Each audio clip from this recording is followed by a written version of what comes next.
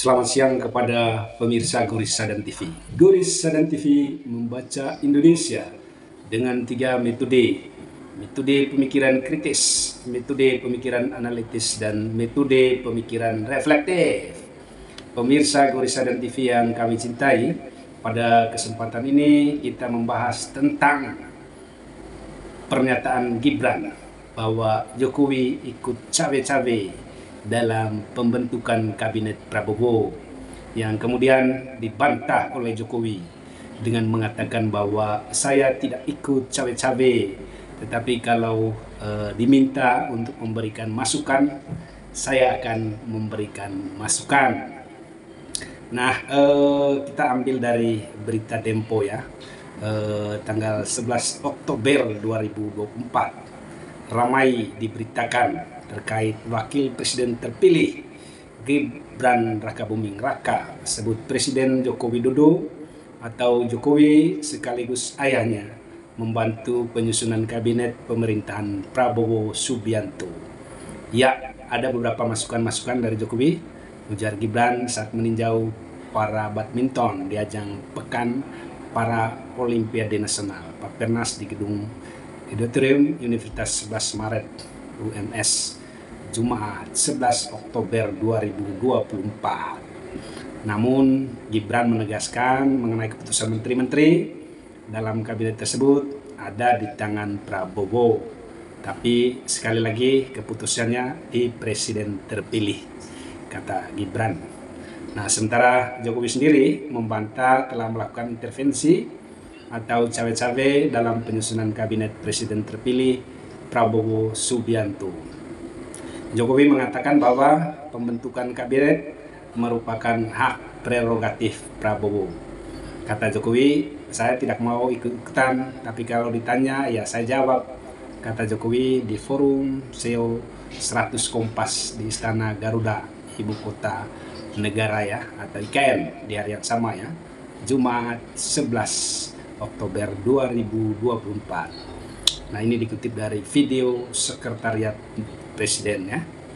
Nah, publik tentu saja bertanya ya, ada apa atau apa yang membuat pernyataan Gibran selaku anak Presiden Joko Widodo dengan Presiden Joko Widodo sendiri ya, tentu saja tidak ada clash ya, tidak ada konflik di antara mereka ya, tetapi hanya mungkin kurang koordinasi ya, atau mungkin juga ini bagian dari sebuah trik ya.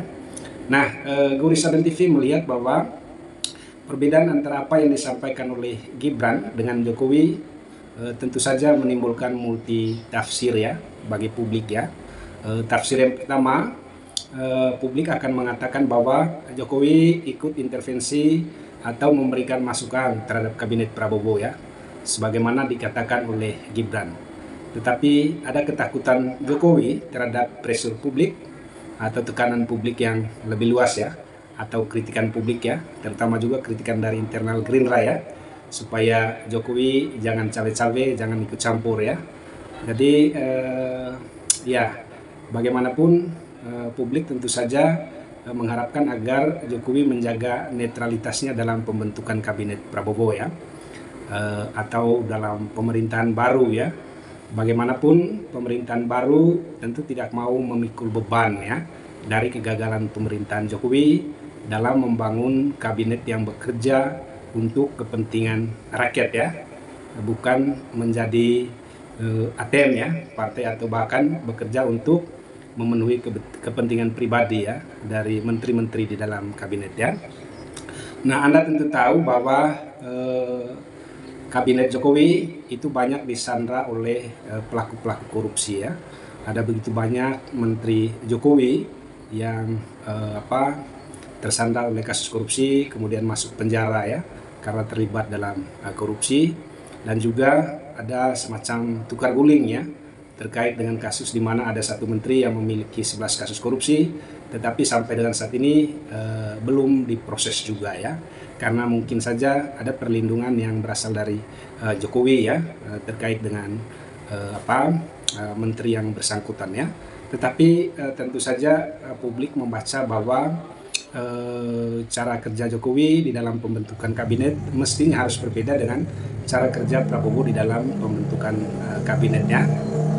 Nah, kemudian yang kedua, publik juga menafsirkan bahwa Jokowi tidak melakukan intervensi atau tidak memberikan masukan terhadap pembentukan kabinet Prabowo, tetapi sedang mengharapkan ini kata kuncinya ya, agar diberikan kesempatan oleh Prabowo yang memiliki hak prerogatif dalam pembentukan kabinetnya. Kata kuncinya ini adalah sedang mengharapkannya. Nah, bagaimanapun Jokowi masih merasa memiliki jasa dalam memenangkan Prabowo dalam Pilpres 2024 yang lalu ya. Dan jasa ini dianggap penting untuk tidak diabaikan oleh Prabowo ya. Jadi ya ini publik bisa menafsirkan bahwa ini sebenarnya Jokowi sedang membuat pancingan ya kalau bisa Jokowi dilibatkan di dalam pembentukan kabinet ya.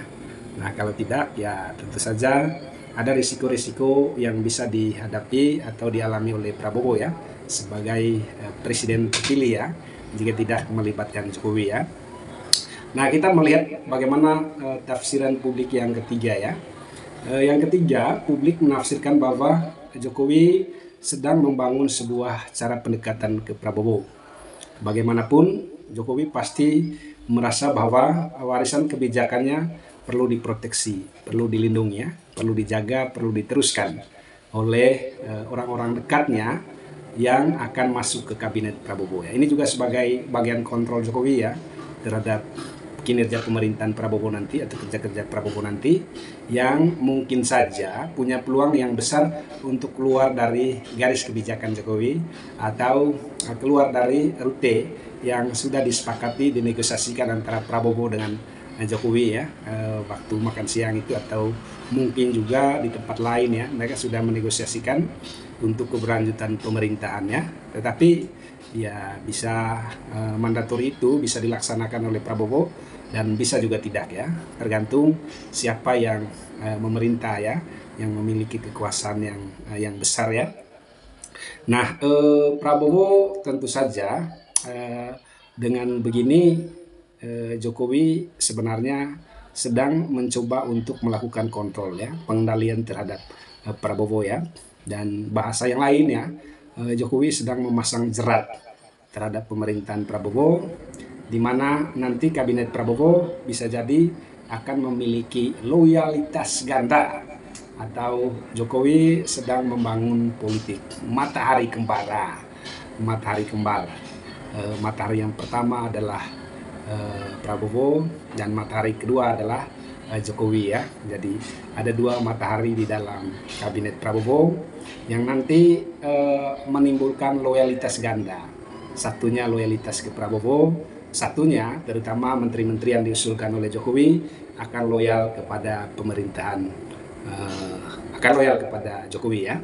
Nah, matahari kembar ini sebenarnya sudah diingatkan oleh SBY kemarin ya, melalui podcast di Gita Wirawan ya.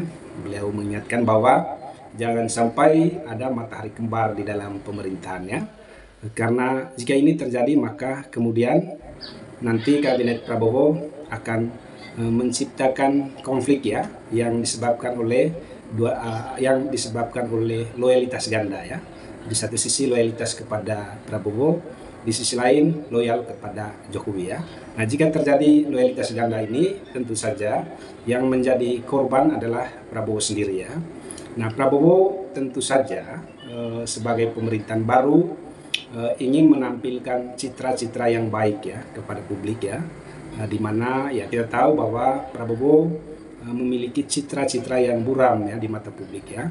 Jika ditambah dengan beban yang diberikan oleh pemerintahan Jokowi, intervensi yang diberikan oleh pemerintahan Jokowi, maka kemudian upaya Prabowo untuk menjadi pemerintahan yang bersih, pemerintahan yang benar-benar bertekad kuat ya untuk memberantas korupsi, untuk memberantas kemiskinan, untuk menciptakan keadilan sosial bagi masyarakat, dan terutama lagi adalah komitmen Prabowo untuk menjadikan Indonesia sebagai negara yang demokratis ya, tidak melanggar konstitusi, tidak bertindak semena-mena. Nah, itu bisa dikaburkan ya, karena masuknya Jokowi di dalam pembentukan kabinet Prabowo ya. Karena itu publik ya tentu saja berharap Prabowo sebaiknya membuka nama-nama menteri kepada publik ya, supaya publik bisa memberikan masukan menteri yang dekat dengan Jokowi siapa, menteri yang menjadi beban pemerintah selama ini tapi diusulkan kembali oleh Jokowi untuk masuk di dalam kabinet dan lain-lain sebagainya, termasuk menteri yang benar-benar sesuai dengan kriteria ya yang disampaikan oleh Prabowo ya. Satu kriteria penting dari Prabowo itu adalah menteri yang bekerja berdasarkan kompetensi, menteri yang bekerja berdasarkan profesionalitas, kecakapan dan lain-lain sebagainya ya. Nah, jika ini yang menjadi upaya pembentukan kabinet Prabowo, maka kemudian kita berharap bahwa menteri-menteri ini calon-calonnya dibuka kepada publik supaya publik memberikan masukannya. Tetapi ingat, jangan sampai Prabowo jatuh ke dalam lubang yang sama yang dilakukan oleh Presiden Jokowi, di mana pembentukan kabinet itu lebih banyak didasarkan kepada loyalitas ya, mengabaikan integritas dan mengabaikan kompetensi. Itu saja yang bisa kita sampaikan pagi hari ini. Pemirsa Gorisalan TV, jika Anda suka dengan video-video yang kami buat, jangan lupa like, subscribe, dan komen ya. Bagikan ke teman-teman Anda jika Anda merasa bahwa Gorisalan TV mencerdaskan Indonesia. Jangan takut untuk tetap berpikir kritis, analitis, dan reflektif. Terima kasih.